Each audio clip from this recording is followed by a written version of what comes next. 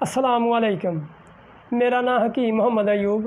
तुसीं देख रहे हो मेरा चैनल 90 हकीम अयूब। दोस्तों, कल वाली वीडियो तुहानूं दस्सिया सी मैं कि जिहड़ी वीडियो हुण भेजांगा उहदे च मैं तुहानूं असाबी तहरीक दे मुतलक दस्सांगा कि असाबी तहरीक की है, इहदे च केह्ड़ी अलामत ज़ाहर हुंदी है और इहदा इलाज भी दस्सांगा।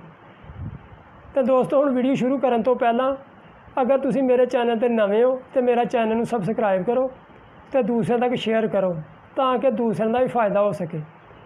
तो चलो दोस्तों, हुण वीडियो नूं शुरू करिए।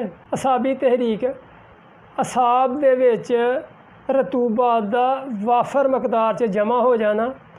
जिहड़े मरीज़ च रतूबात बहुत ज़्यादा पैदा हुंदियां ने, वो मरीज़ एक तो वो डरदा बहुत ज़्यादा है, खौफ बहुत ज़्यादा खांदा है।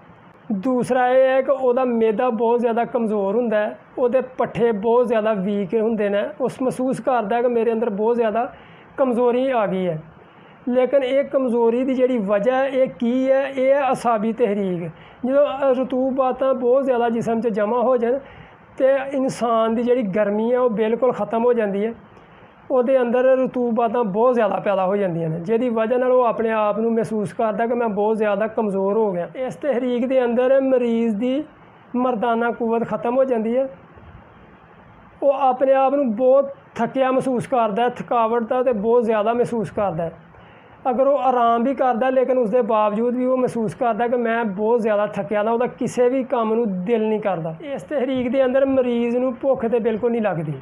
जे अगर मरीज़ की नबज़ देखी जाए तो नबज़ बड़ी डुबी महसूस होंदी है, बड़ी स्लो और डुबी महसूस होंदी है। उस तो अलावा पेशाब का बार बार आना तो सफ़ेद रंग च आना, ये सारियां अलामतां असाबी तहरीक दियां। तो हुण तुहानूं इहदा इलाज दस्सने आ कि इहदा इलाज 3 नंबर तहरीक दे विच इहदा इलाज है। शदीद 3 का इस्तेमाल सुबह दोपहर शाम करवाओ, इंशाअल्लाह मरीज़ तुहाडा बिल्कुल ठीक हो जाएगा। और उस तो अलावा लौंग दालचीनी का कावा भी इस्तेमाल कराओ, 1 कप सुबह 1 शाम में।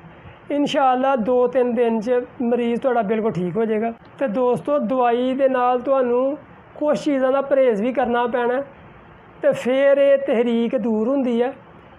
ਉਹਦੇ ਵਿੱਚ ਇਹ ਹੈ कि दुध का इस्तेमाल नहीं करना, कद्दू टींडे इन्हां दा बिल्कुल इस्तेमाल नहीं करना, इन्हां नाल ज़्यादा तहरीक पैदा हुंदी है।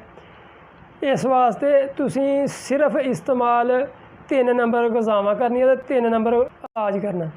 3 नंबर गज़ावां विच करेले का इस्तेमाल कर लो, छुहारे का इस्तेमाल कर लो, कावा तो ऑलरेडी तुसीं पीना लौंग दालचीनी का। तो दोस्तों, ये सी अज दी वीडियो। इस वास्ते हुण दिओ मैनूं इजाज़त। अल्लाह हाफिज़।